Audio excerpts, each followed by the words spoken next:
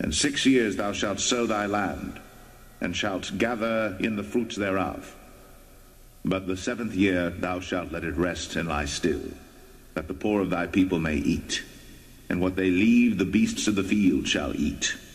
In like manner thou shalt deal with thy vineyard, and with thy olive yard. 6 days thou shalt do thy work, and on the 7th day thou shalt rest, that thine ox and thine ass may rest, and the son of thy handmaid, and the stranger may be refreshed.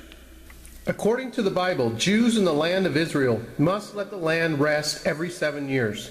In Hebrew, every 7th year is known as a Shemitah, a word that means to fall, collapse, or wipe out. It also refers to a release. This ancient mystery goes back over 3,000 years to Moses and Mount Sinai. It is interesting to mention here that Moses was the leader of a lunar cult, as evidenced by many paintings and other works of art from the Renaissance period.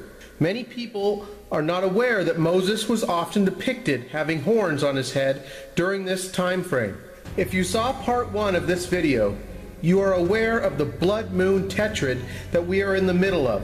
This rare series of blood moons falling on Jewish holy days in conjunction with the Shemitah are setting us up for an incredible year ahead that all points towards September 2015 as a time of major change as the final super blood moon takes place and the Shemitah year comes to a close on Elul 29, the final day of the biblical calendar when all debts are wiped away. Never before in history has a super blood moon of a biblical tetrad ever occurred at the end of a Shemitah year.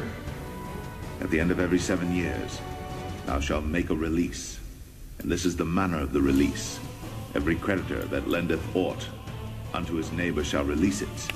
He shall not exact it of his neighbor or of his brother, because it is called the Lord's release. The foreigner thou mayest exact it again, but that which is thine with thy brother thine hand shall release. Messianic rabbi and author of The Mystery of the Shemitah has uncovered a startling connection between the Shemitah and the financial markets in the United States. Since 1973, every U.S. financial collapse has occurred during a Shemitah year, 100% of the time. In 1973, a Shemitah year marked the beginning of a stock market crash combined with an oil crisis that caused the sharpest fall in global share prices since the Great Depression and World War II. 1980, the following Shemitah year.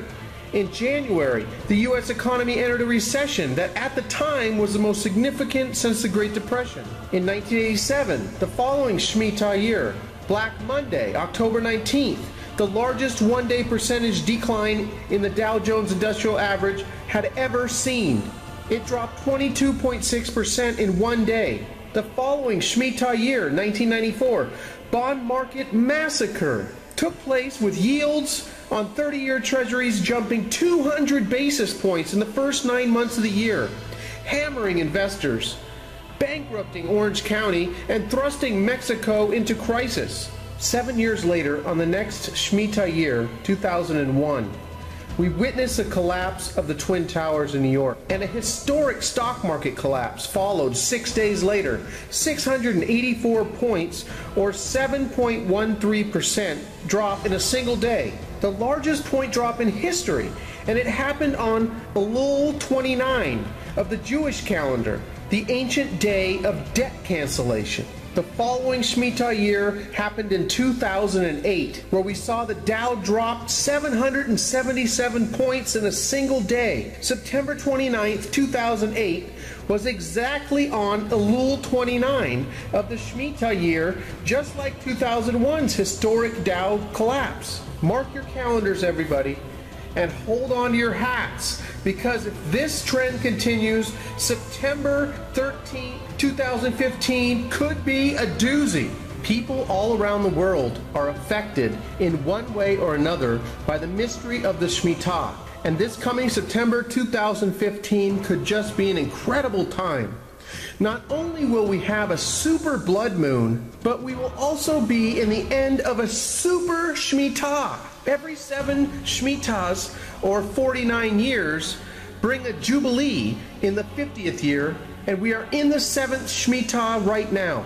This super Shemitah can intensify the blessing or the curse, and from the looks of the first 3 weeks of this Shemitah, we may not be in for the blessing. On the first day of the 7th Shemitah, September 25th, 2014, the first case of Ebola was diagnosed on U.S. soil when Eric Duncan checked into a hospital in Dallas, Texas. Duncan died on October 8th, the second blood moon of the biblical Tetrad.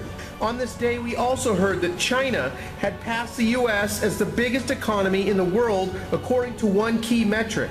In addition to the Ebola situation, the Dow Jones has also lost 1,000 points since the start of the current Shemitah on September 25th, 2014. Not to alarm anyone or spread any type of fear porn, but I think that it is important to mention that in the book, The Mystery of the Shemitah, it is revealed that the beginning of the Shemitah's impact is often subtle, but leads to a dramatic climax. America was founded by people professing Judeo-Christian values and can no way escape the power of the Shemitah. The mystery of the Shemitah manifested in ancient times during the fall of the Babylonian Empire and the rise of Persia. In modern times, it has involved the fall of Europe and the rise of America. Along with empire building comes tall buildings. The tallest building in America in 1950 was the Empire State Building, completed in 1931, a Shemitah year. The Twin Towers were planned in 1945, a Shemitah year. Completed in 1973, a Shemitah year.